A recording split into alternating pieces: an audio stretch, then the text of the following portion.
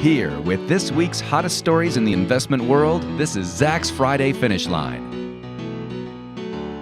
Hello, and welcome to the Zacks Friday Finish Line. I'm Ryan McQueenie, a content writer here at Zacks, along with one of our editors, Maddie Johnson. Hello, how are you today? I'm just fantastic, as always. Good. Today is Friday, August 12th, and we're here to recap this week's biggest stories. So once again, we'll have several earnings reports on deck for you this week, including one with alongside a major announcement from one of the world's largest media conglomerates, and we'll get to all that later. Before we get to that, I want to talk about a retail giant this week with another move to establish itself online. Yes, and that retail giant is none other than Walmart. Yay. So earlier in the week, they announced that they are acquiring Jet.com, and I don't know if you've ever been on the website.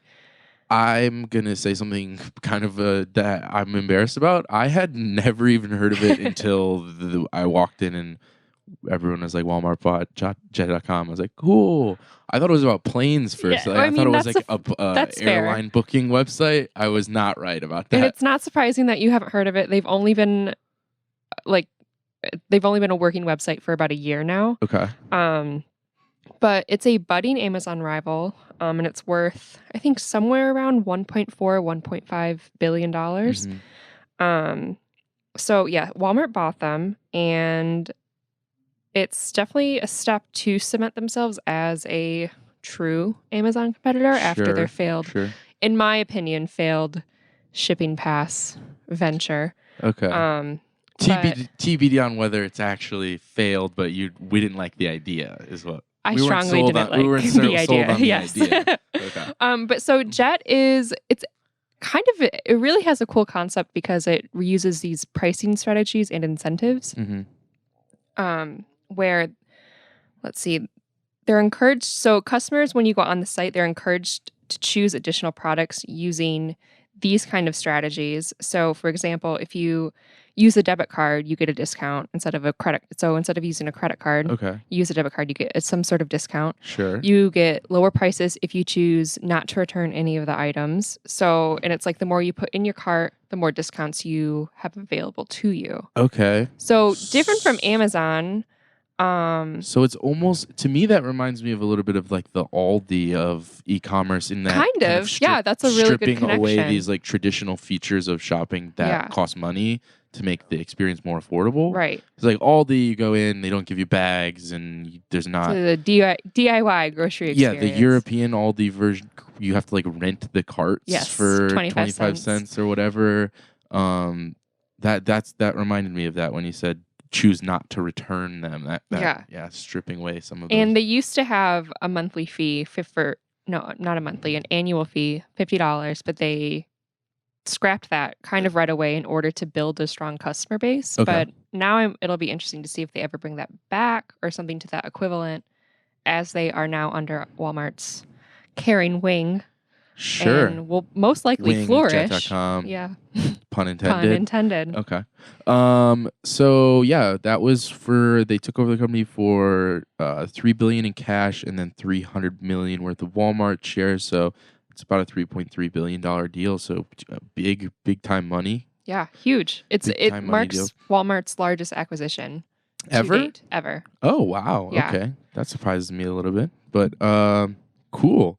Other than that, the only thing I saw of note from there is that the current Jet.com CEO is staying in the same role at that company, right? And then also joining as some sort of leadership position for Walmart's e-commerce segment. And I forgot to point out the two brands, the two websites will continue to operate as separate entities. Sure, but still, they'll still be owned. So together. Do we think that, is there technology that Walmart will bring in that Jet is using that Walmart will incorporate on their website, or will they maybe adopt some of that same pricing I think strategy? So, yeah. Cool. It'll be interesting to see how that plays out. Obviously, it doesn't take much to see that, and this is another attempt for Walmart to kind of go head-to-head with Amazon.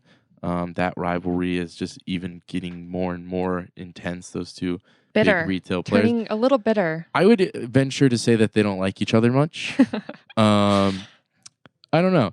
So yeah. Moving on. Shifting gears, I want to talk now about Other pun intended. Yeah, I was actually gonna Go into it. Sorry. I was gonna explain the whole thing. Shifting gears, I want to talk about a company that couldn't get its own gears shifting this week because all of their flights got canceled, and that is Delta Airlines. Yeah, so probably have heard about it by now. / maybe you were trying to fly Delta this week and are stuck still.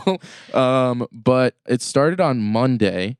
So Delta experienced some sort of power outage somewhere that affected their company computer systems, and this was a worldwide thing. A lot of time we see these outages, and it's like all of their northeastern flights have been canceled. This was affected operations around the whole world. Oh no! Which is not what you want. So there was 1,000 cancellations on Monday, 775 on Tuesday, and 255 flights were canceled on Wednesday as well. So multiple days this was affecting, and besides the cancellation, just endless delays. I mean, just a real headache, not only for Delta, but for everyone that was flying Delta this week. If you took a Delta flight at all this week, I'm sure it was somehow affected, whether it be delayed or canceled by this. It was massive. And I'm not sure, is this Delta's first incident? It really can't be. As an airline, I feel like you're prone to these types of things. Yeah, these things do happen. Yeah, these things do happen. Huge. Southwest, you'll remember, went through this similar thing about 3 weeks ago. They had a router failure and had to cancel about 2,000 flights. Another 7,000 got delayed. So it's definitely something we hear about in the airline industry. And it isn't necessarily the world's most surprising thing, and it doesn't necessarily have an effect on share prices. Delta lost about 4% over the first 3 days of the week. So Monday, Tuesday, Wednesday, bounced back a little bit Thursday. It could just be a quick market reaction to the kind of headaches that these things can cause. But just more so than anything, I think, is just another negative PR and just another kind of I don't know what the right word for it is. Another struggle in what is now becoming an industry full of struggles. So I mentioned Southwest had a similar thing with outages recently. I mean, just overall, the airline industry is struggling. Currently sits in the bottom 8% of the Zacks industry rank, which is pretty at the bottom. That's pretty much there. Pretty far down the list. So yeah, I know, definitely not something good. No good news out of Delta this week. None. And so yeah, that's the airline industry is one struggling industry. And with that, I kind of want to kind of switch it to a focus on another industry that has been struggling, but thanks to some solid earnings reports this week, maybe on the rebound soon. Yeah. So one of the biggest department stores in the country, Macy's, reported their second quarter results Thursday morning and was able to post to beat on both earnings and revenue estimates, which I was surprised and happy. That, good move for them. Adjusted earnings came in at 54 cents per share, which was much higher than our consensus estimate of 40 cents per share. Revenue figures came in at higher than expected too, $5.87 billion, compared to the Zacks consensus estimate of $5.75 billion. And one quick note on Macy's, I was reading a Business Insider article, and they had their reporter go into a Macy's to see what the store looked like, and the store looked like, how the store looked is that, and that's why Macy's has not been doing very well. That was the angle of the report. Yeah, so they took pictures. They're like, look at all these sales rack. Look at all these markdowns. And they had a caption on this picture that said, quote, maybe a consumer was considering buying a nice garment, but the fact that it all feels like a TJ Maxx is a huge turnoff, end quote. Like, Wow, felt the burn through my computer screen. Seemingly unnecessary shot at TJ Maxx as well. I don't know Which why we is need to like bring them into it, but Right. So, TJ Maxx really capitalizes on the sale, but Macy's never has, but has turned into it and has totally. that's true. TJ Maxx is one giant sale at all times. Yes. So, So that that's was not the pretty- comparison Macy's wants to draw. Definitely not. Definitely. I mean, I found it hilarious, but. Sure. Maybe even a little harsh. A little harsh. And I don't know how much we can read into anecdotal evidence like that, because you're obviously going to have different experiences at different Yeah. Macy's stores, but definitely But interesting. in this to Macy's know. was in New York City. And I'm not sure how many Macy's stores New York City has. Yeah, but I was about to that's say, like, I hope it was like an out of market one where it was like in the suburbs of no, unfortunately not. It did not look pretty. suburbs somewhere in the middle of Indiana. No, it's the New York City one. Yeah. Okay, not good. So another company, a retail company that reported was Kohl's, which is a smaller sized department store. I'd say lower budget too. Yes, lower budget. Also capitalizes on sales and markdowns. So they reported earnings per share of $1.22, and that came in higher than our consensus estimate of $1.04 per share, beating them by 17.3%, which was pretty big. And Kohl's reported revenue of $4.18 billion, so that came in just above the Zacks consensus estimate of $4.16 billion.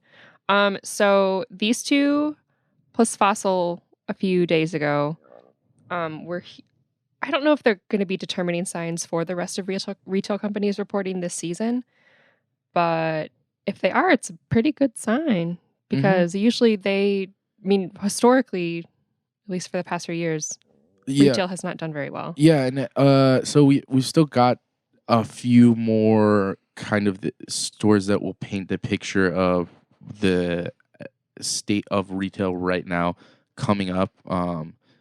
I think Walmart has yet to report. Target, and Gap, American Eagle, Ulta, those big ones. Yeah. And so these two department stores don't necessarily give us the entire picture of the retail industry, but their performance was certainly impressive and a good sign.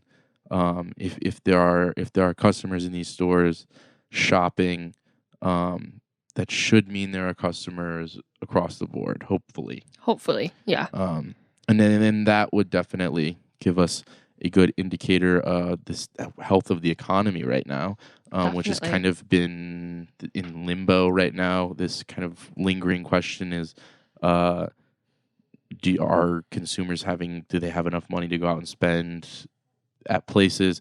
And one of the places we saw struggling with that this earnings season was in restaurants. So, which brings us to another earnings report this week, which was Shake Shack. Better burgers. Everyone's favorite fast casual burger chain that they've never actually eaten at because there's not that many There restaurants. really aren't that many. But so yeah, Shake Shack reported this week they beat earnings estimates by a penny, posted 14 cents a share, just edged out our estimate. Revenue came in at 66.472 million, which was a little bit above our estimate of 63 million.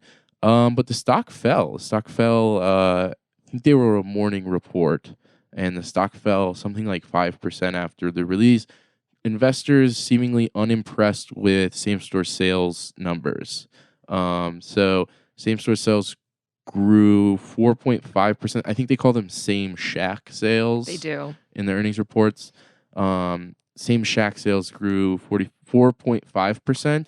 Last year in this quarter, same Shack sales grew 12.9%. So same store sales relaxing, slowing down this year, which isn't necessarily a great sign for a company that doesn't have that many restaurants and is expanding so much, because you're seeing a lot of that new revenue coming just from the new stores. And we like to look at the existing stores to talk about, are they getting customers to keep coming in over a long period of time? So Shake Shack comes to town, finally your neck of the woods has a Shake Shack. It's going to get a lot of people initially. Can you maintain that momentum? Right. Because it's not cheap eating. Their burgers are It's expensive, yeah. It's very You're expensive. in and out of there for, 10, 12, maybe even more than that. Yeah. Which means at that point, should I just have McDonald's? If I Fair want a question. greasy burger that's obviously not that good for me. I don't know. I don't know.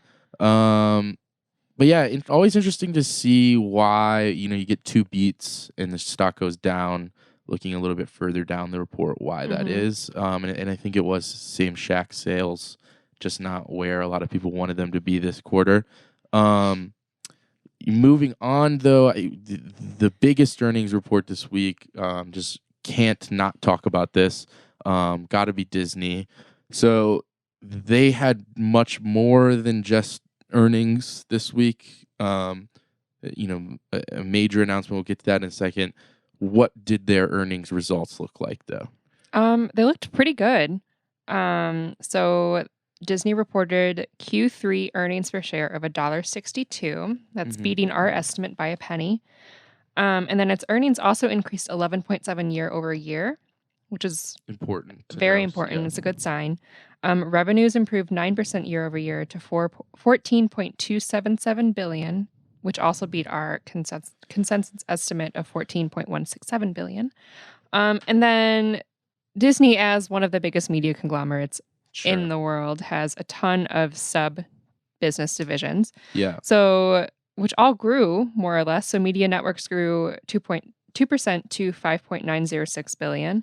Their studio entertainment revenue grew 40% to 2.847 billion. That was the big one, yeah. Which I don't know if Marvel has anything to do with that. I'd say probably. Probably. Yeah. And then their parks and resorts revenue grew 6% to 4.379 billion. Yeah.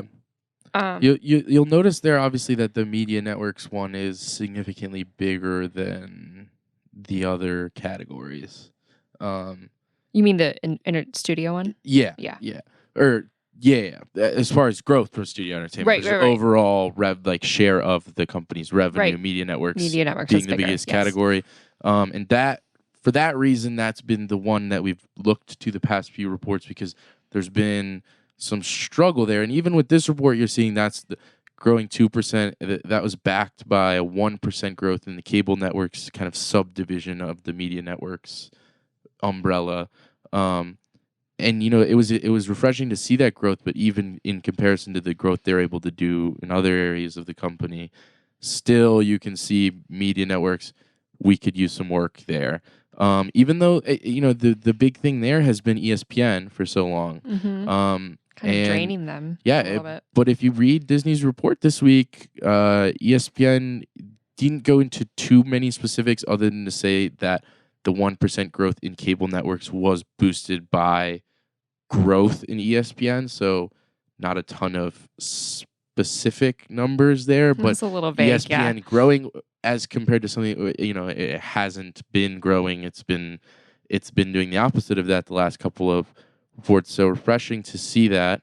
And I think investors reacted relatively positively to the report. Then that leads us to what I said earlier, which is kind of this next major announcement move that Disney had this week.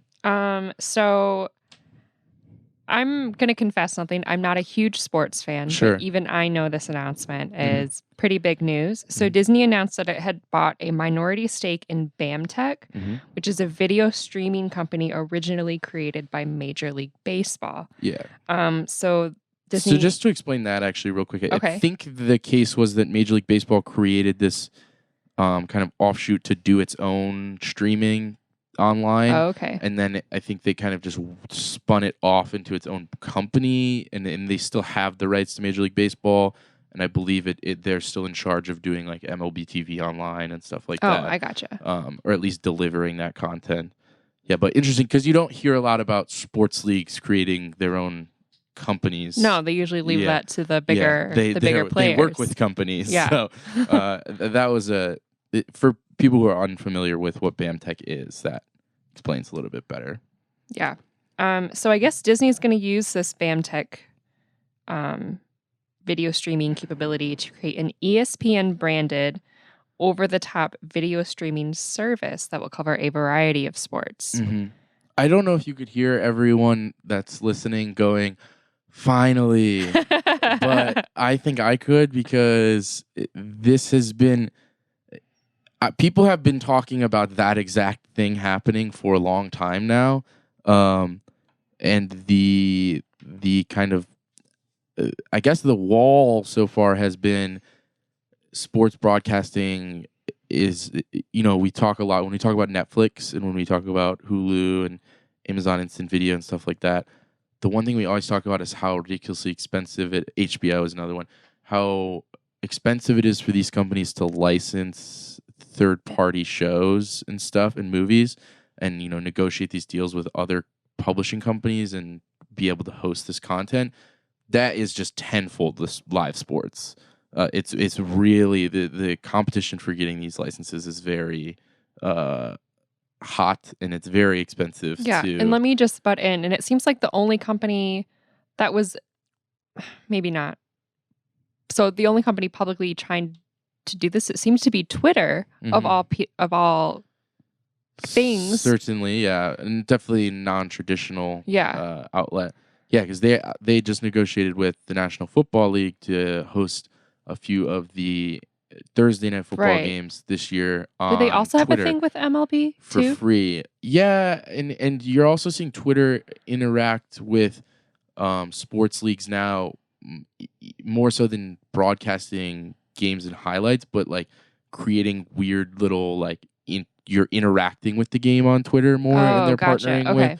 You're getting exclusive highlights and you're getting live updates and stuff on Twitter, almost like you could be watching it on TV and then also with your device on Twitter following along.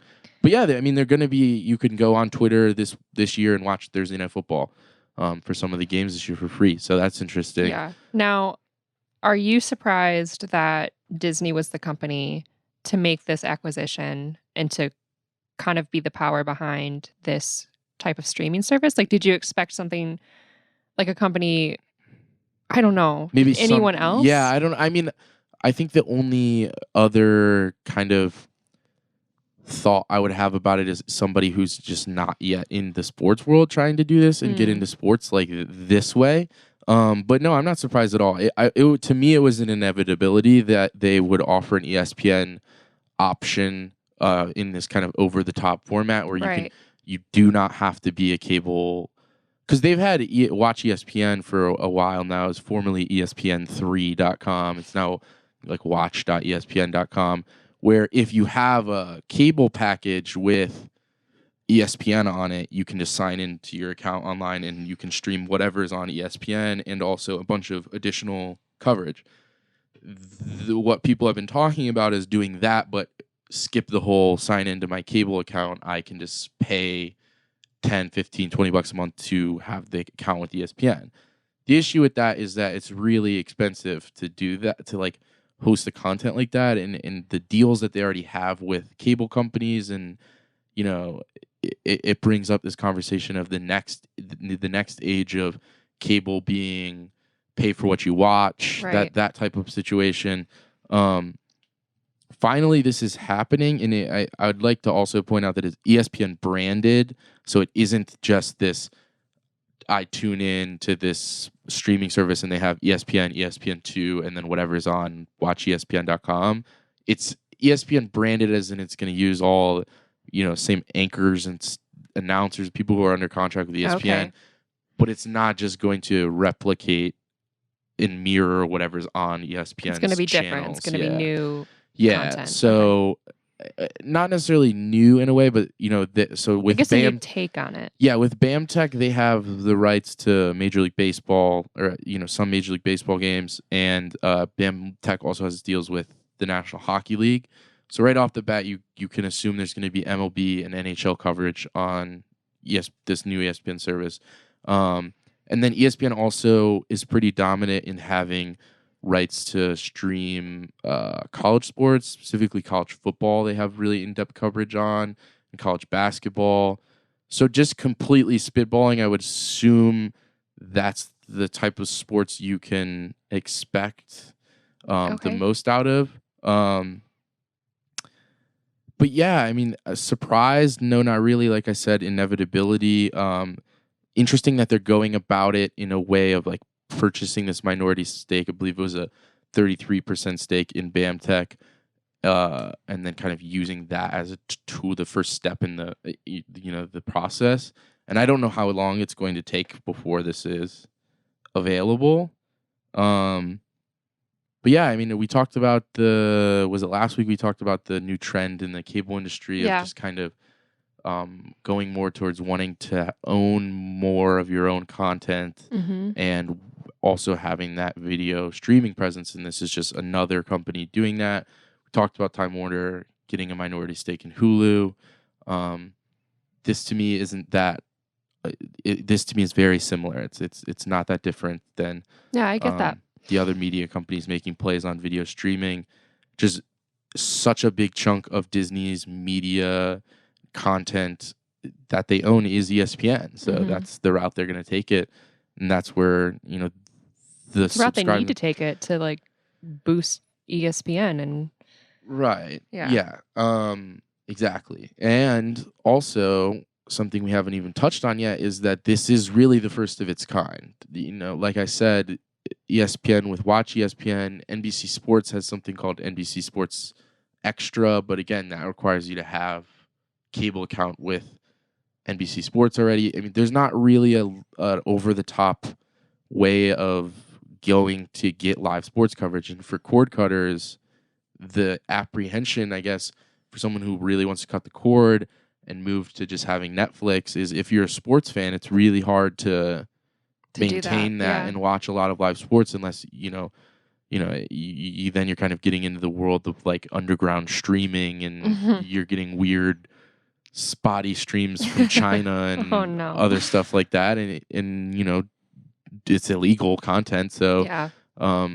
this is really one of the first options you have for high quality picture, legal, good, solid coverage. And you can cut the cord and still get it. So it's a really big moment for the sports media world for sure. I agree. And I don't know. I mean, like I said, I don't know the timeline on it. I don't think they've released. But any you'll sort be of time. subscribing. Yeah, probably All right. actually. Yeah. Probably actually. And I think that you could even get people subscribing to it if like you mentioned, if it's more than just what is already on ESPN. Like if you're getting more content, Mhm. you might get people subscribing to it that already get ESPN on their cable Right. accounts. So, there's a whole lot going on here and a whole lot to digest about it, but definitely something that has been a long time coming for the video streaming Cool. industry. And I guess I don't even think it's bad news for the people that you think would be competitors in the video streaming world, like Netflix and Hulu, because it's not like they've made any moves to get into live sports coverage or any really live TV at all. So, could be welcomed in the greater industry that promoting cord cutting even more. So. Yeah, I agree. Live streaming's a huge kind of uncharted territory for these video streaming. Yeah, especially companies. for sports specifically. Yeah. There's so much there, and Disney will come out and grab the majority of the market share there already. So definitely really important. I covered it this week in a piece that kind of insinuated that it could change the television landscape forever, for good, permanently. We'll see if it ends up making that big of a dent. But yeah, definitely a lot to digest this week. As always, you can find all of our coverage for these stories in the article and on the site. And if you enjoyed, please, subscribe to the podcast and keep coming back this week or next week. It was a pleasure this week. Thank you for tuning in. Yeah, thank you. And we will see you next Friday.